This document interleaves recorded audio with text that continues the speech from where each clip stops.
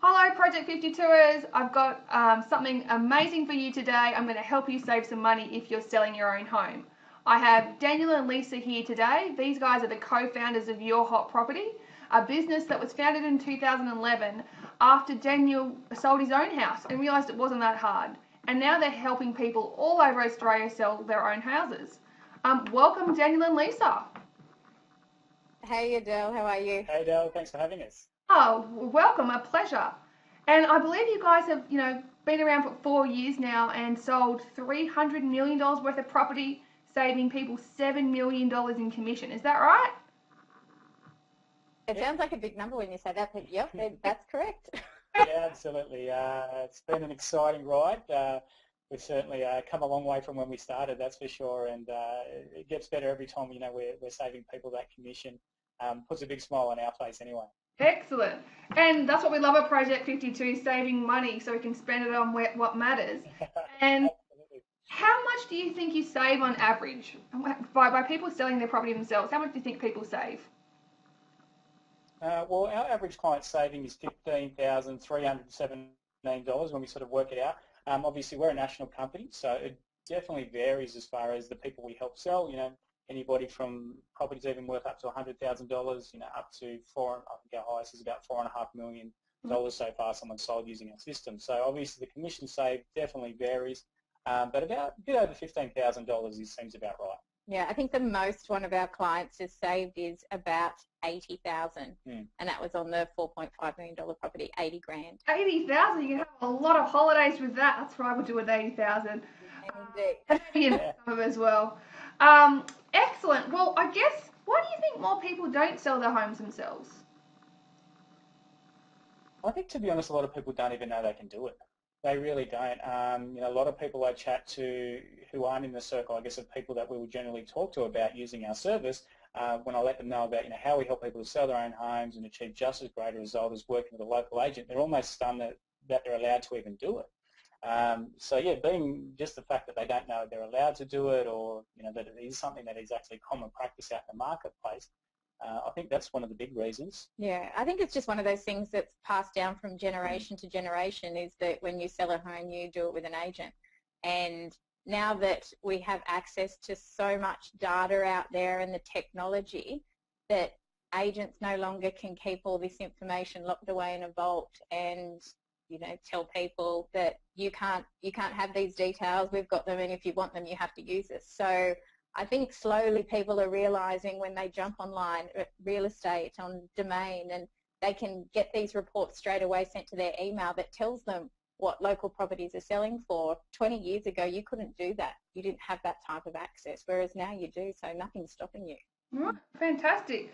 One of the questions that I'd love to know is, how do you know what to sell your property for? How do you know what price to put on it? Yeah, that's a fantastic question, and something, I guess, one of the most common ones we definitely get with people. A couple of different ways to do this. I think one thing I definitely find is that most people really have a good idea of probably what their property's worth. A lot of times is what I find is people will then have a couple of agents maybe come out and see them, but they've usually got a number in their head that they think their property's worth, because people usually do a fair bit of research when it comes to this. They're looking online, they're checking out what their neighbours' properties have been selling for and things like that, so they get a bit of an understanding. So a good way to do it is, obviously, you can get agents to come out and give you appraisal, but obviously they can be skewed or biased towards trying to get your listing. So you do need to keep that in mind. And that also too is just a guesstimate as well. Yeah. Agents only give appraisals unless they're licensed valuers. They can't give you a proper valuation on your property. So it's always just an educated guess. Right. Exactly right. Yeah, and that's where it brings us to the next point. A great way to, if you want a really accurate idea of what your property's worth, is to get a licensed valuer to come out and give you an appraisal that way. It's obviously the most accurate way you can do it, to give you a number of what you can actually expect to get for that property. Yeah, I think. And another great way. Oh, sorry, I was going to say, I think that's what I've heard before is, clients going with particular agents, in my experience, because they promised them they could get this much, but really it was just so they could get the listing, and then they end up selling it for what they wanted to anyway. So yeah, I see your point about making sure, you've got a licensed valuation and don't just go with someone because they say they can give you the highest price. That's it. And another really easy way for people to to price their property or to see what they could potentially get before they even put it on the market and see whether it's actually worthwhile selling in that current market is to look on realestate.com.au, look on Domain. Don't actually look at what properties like yours are up for sale for. Look at what properties like yours have recently sold for. So you could see a property online for sale for $1 million and think, oh, my property's worth $1 million. No, that's what the person's hoping they'll achieve. You need to look and see what recent properties have sold for that are comparable to yours to get a good indication to see what the market is willing to pay. So that's another easy way to do it without even having to get an agent round to your house. Yeah, and something that something that I definitely suggest to people as well is, look, go out and do your own due diligence. Go out and inspect properties in the market that are currently for sale similar to yours. Get a feel for what the agents are saying, how many people are attending the opens, and how your property actually compares to that. And that'll really arm you with some, fantastic information. Yeah, because you listen to what other people are saying at those opens as well. You'll hear people saying, going, wow, this seems like really good value, or, oh, wow, this one looks a little bit overpriced, or like, just be really aware of what's going on around you, and you'll get a pretty good idea of what the market's like and what they're willing to pay.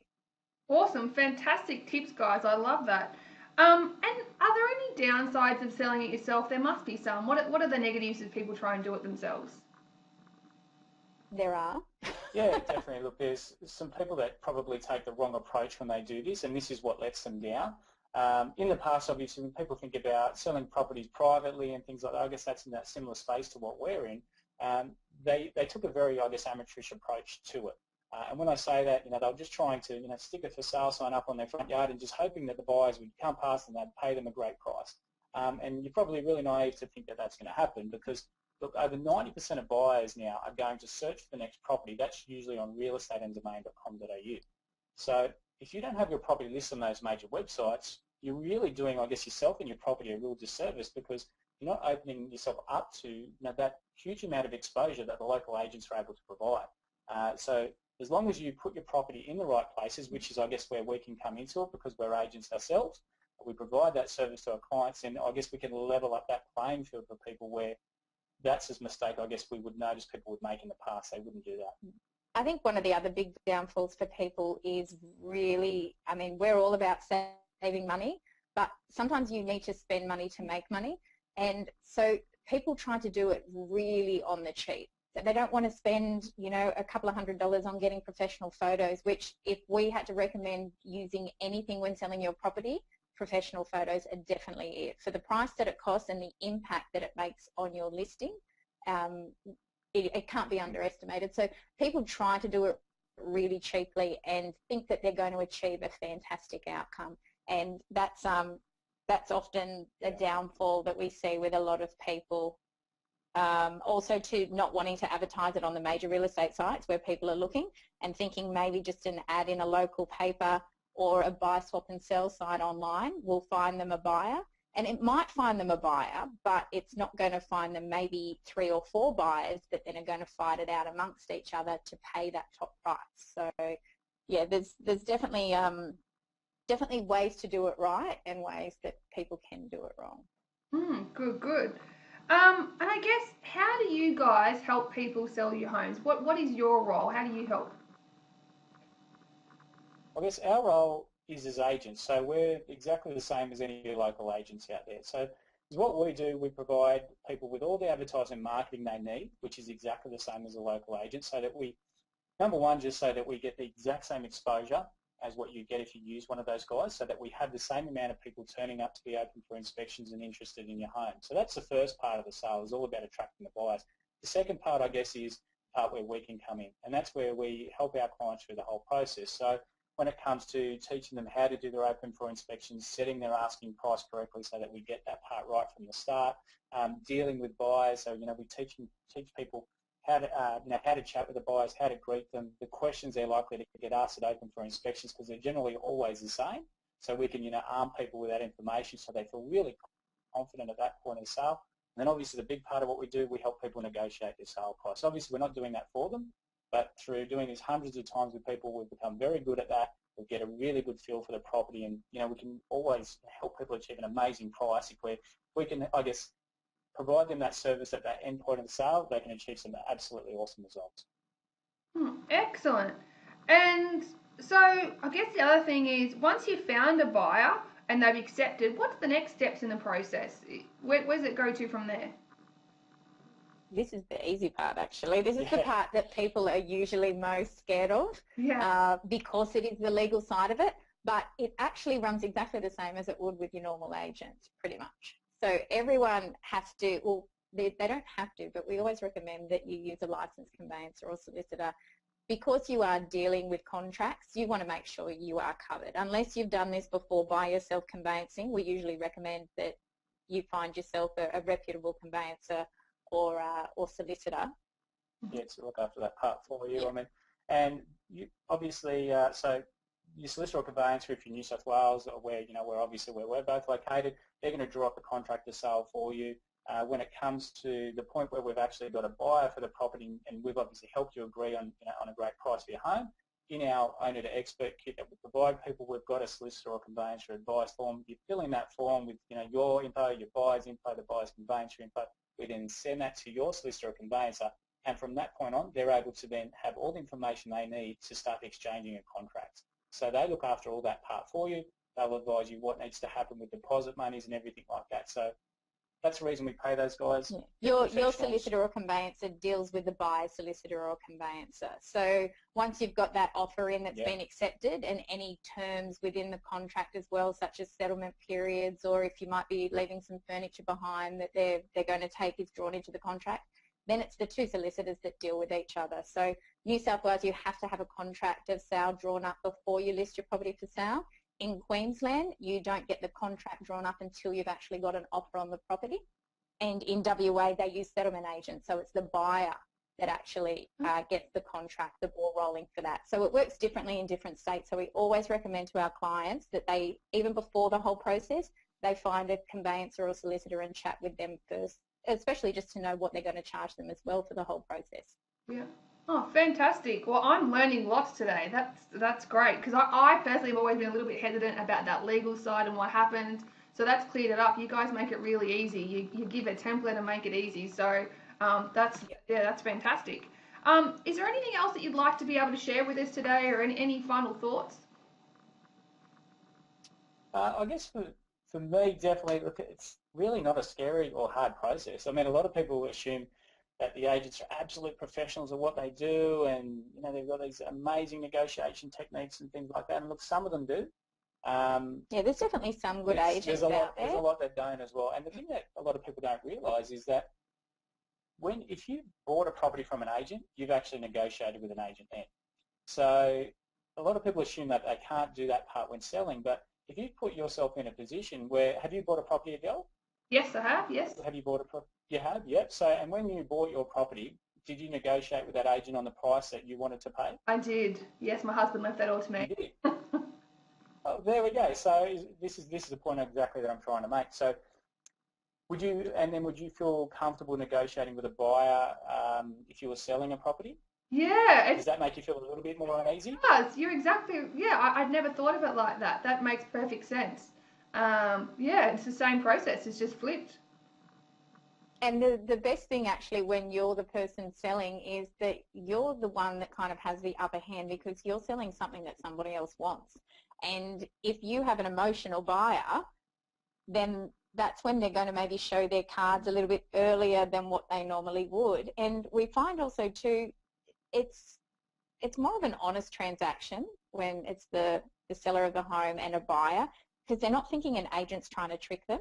And a lot of our clients say to us, they go, we don't want to trick people into getting more than what the property's worth. We just want to sell it for, It's true value. Yeah, it's true value kind of thing. So it's, I think it's a much nicer process actually when the owner and the buyer are involved. Yeah. Oh. Yeah, I guess, one thing I would, sorry, you're right, Adele. You go, mate. Oh, no, I was just going to say, one thing I would like to point out for people, I think a lot of people get freaked out by the idea of negotiating, think, we've got to do it face-to-face and oh, geez, that's going to be intimidating and what am I going to do? And look, it's not the way it happens. It really isn't. I mean, I'm sure if you've gone to buy a property, a lot of, the people out there watching probably been in a position where an agent said, but they've wanted to put in an offer, an agent said, oh, look, that's great. Can you submit that to me, via email or via writing and I'll take it to, to the vendor, to the owner. And that's exactly what we tell our clients to do. It doesn't need to be hard. It doesn't need to be a high-pressure situation. If a buyer's interested in your home, we tell you exactly what to say to them as far as that might be. Oh, look, thanks very much. Out of respect to all interested parties who've got interest in the property, we're asking everybody to submit their best offers to us via email, and we'll discuss it and we'll get back to you as soon as we can. And by doing it that way, it takes all the pressure out of the situation for not only you if you're negotiating, but also for your buyer. But then it also allows our clients then to obviously receive the offer and then to give us a call and talk to us about, what the offer is. Is it enough? Do we need to try and get to counter offer to try and get them to a higher point? Fantastic. Now, if people want to know more about you, you guys have a free Facebook group that people can join. Now, we're going to chuck the link in our Project 52 group, but just want to tell us a little bit about that? Yeah, our Facebook group is called Sell Your Own Home Australia. So that's just for anyone that's actually interested in the process, whether they're looking at selling their home now or maybe in the next 12 months. It's really a tool to get people prepared, because we think that's the main thing that will really help you through the sale, is knowing, like Daniel always uses the analogy, if someone gave you a textbook and said, here, look at this, study for the next 2 weeks, and then I'll give you a test, as opposed to just giving you the test straight up, you're going to feel 10 times more comfortable if you've had time to prepare. And so that's pretty much why we created this book, is so people can ask questions. The group. Yeah. Sorry, the group, because this is why people ask these questions, and they their fears are allayed a little bit, and then they can see other people in the group that are going through the whole process, ask them how they're doing as well. So it's just pretty much sharing your experience with everyone else. Yeah, people just like you who are thinking about it. Maybe they've sold already, they're going through the process, or they're thinking about it. Just a very low pressure situation where you can just get in there, have fun, enjoy. It's a very relaxed atmosphere. It's not about selling or doing anything like that. It's not a pitch fest.